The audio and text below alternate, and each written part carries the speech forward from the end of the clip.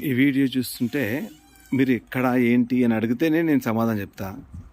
So just like I want to share my beautiful today's experience.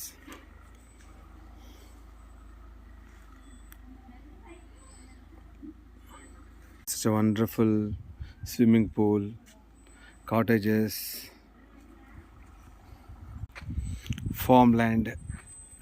చాలా చక్కగా night ఇక్కడ stay చేయొచ్చు. You can enjoy the day and night.